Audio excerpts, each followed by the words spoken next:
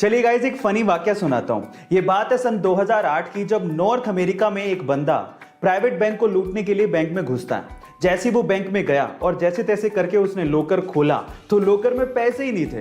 तो वो बंदा नाराज हो गया और नाराज होने के बाद उसने बैंक के मैनेजर पर केस कर दिया, ये कहते हुए कि जब वो बैंक में लूटने के लिए गया तो बैंक में पैसे ही नहीं थे और इसमें बैंक की गलती है और उसे बैंक से मुआवजा चाहिए। गाइस, क्या कॉन्फिडेंस लेवल पाया है। चलिए गाइस, इंडिया के बारे में एक और इंटरेस्टिंग सवाल मैं आपसे पूछता हूं। क्या पता यही सवाल अमिताभ बच्चन हॉट सीट पे आपसे पूछ लें। सवाल यह है कि इंडिया का पहला इंजीनियरिंग कॉलेज कौन सा है। इंडिया में सबसे पहले खुलने वाले इंजीनियरिंग कॉलेज का नाम बताना है आपको। क्या आप जानते हैं? चलिए मैं आपको बताता हूं। वो है IIT Roorkee, Indian Institute of Technology Roorkee. इसे 1847 में Thomson College of Civil Engineering के नाम से खोला गया था। क्या इसके पहले तक इफेक्ट आप जानते थे? और अगर नहीं जानते थे तो चैट सेक्शन में जरूर लिखिएगा। एक आम इंसान के दर्द को सहने की मैक्सिमम लिमिट 45 डेल होती है, लेकिन क्या आपको पता है कि एक मां जब एक बच्चे को जन्म देती है तो उसे लगभग 57 डेल के बराबर दर्द को सहन करना पड़ता है। और ये दर्द उतना ही है जितना कि 20 हड्डियां एक साथ टूटने पर होता है। अब आप अंदाजा लगाइए कि कितना ज्यादा दर्द होता होगा, लेकिन फिर भी एक मां सिर्फ अपने बच्चे के लिए इतना दर्द सहन कर जाती है। लेकिन मैं आपकी जानकारी के लिए आपको बता दूं कि जो महिलाएं गर्भावस्था में तितली आसन करती हैं, उन्हें अपने डिलीवरी के दौरान कम दर्द सहन करना पड़ता है। गाइस, इस वीडियो को उन माओं के साथ, उन महिलाओं के साथ शेयर करिए जो अभी मां बनना चाहती हैं या बनने वाली। अपने क्रिकेट के पैशन के लिए जब वो टिकट कलेक्टर की गवर्नमेंट जॉब छोड़ रहा था तो शायद उस दिन उसे भी अंदाजा नहीं होगा कि उसकी गिनती एक दिन महानतम क्रिकेट कप्तानों में होगी। जी हां, मैं बात कर रहा हूं महेंद्र सिंह धोनी की, जिसने अपनी कैप्टनसी में भारत को T20 world cup, one day world cup, champions trophy और न जाने कितने इंटरनेशनल टूर्नामेंट जिताए हैं। गाइस, अगर आपको भी अपने सपनों पे भरोसा है और अगर आप अपने सपनों के लिए कुछ भी कर गुजरने को तैयार हो तो आपके सपनों को हकीकत में बदलने में समय नहीं लगता। Guys, follow your dreams with passion. जब वो 25 साल की थी तो उनकी मदर की डेथ हो गई।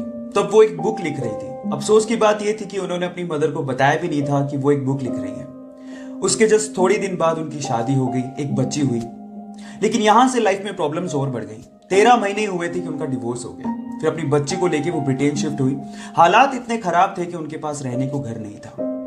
कैफे में अपनी बच्ची को गोद में रख के उन्होंने बुक लिखना जारी रखा, छोड़ा नहीं। जैसे तैसे करके उन्होंने अपनी बुक कंप्लीट की। लेकिन जैसे उन्होंने कम से कम 12 पब्लिशर्स को यह बुक भेजी, उन 12 पब्लिशर्स ने ये कह के इस बुक को पब्लिश करने से मना कर दिया कि यह बुक बच्चों को समझ में नहीं आएगी। लेकिन वो कहते हैं ना, लक फेवर्स द ब्रेव, कुछ ऐसा ही हुआ।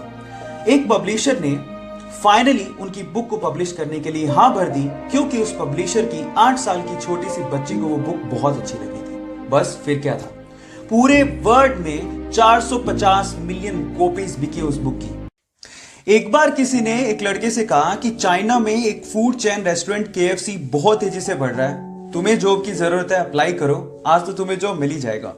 जब शाम को रिजल्ट आया तो 24 लोगों में से सिर्फ एक ही का सिलेक्शन नहीं हुआ और वो लड़का वही था।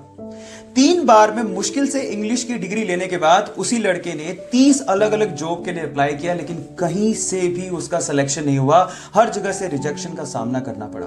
एक बार तो वेटर की जॉब के लिए वो बंदा 4 घंटे तक धूप में खड़ा रहा, लेकिन वेटर की जॉब भी उसे नहीं मिली। पुलिस स्कूल से उसे यह कह के निकाल दिया that you are good for nothing, मतलब तुम किसी लायक ही नहीं हो। आप जानते हो उस इंसान का नाम क्या है? वो इंसान चाइना की सबसे बड़ी ई-कॉमर्स कंपनी का फाउंडर है, जैक मा। हमें उसकी वर्थ में इंटरेस्ट नहीं है। सवाल यह है कि इतनी बार गुड फॉर नथिंग सुनने के बाद भी वो इंसान ट्राई कैसे करता रहा यार। जब उनसे सवाल पूछा गया तो उन्होंने जवाब दिया, जब मेरे साथ वालों का सिलेक्शन हो रहा होता था और मेरा नहीं होता था, तब मैं अपने आप को बोलता था कुछ तो खास है मुझ में। Look at the attitude. और अगर आपका ऐसा एटीट्यूड रहा गाइस, तो मैं आपको गारंटी देता हूं जिंदगी में आप वहां तक पहुंच जाओगे जहां तक जैक मा पहुंचे हैं। So guys, stay motivated, believe in yourself, focus in you.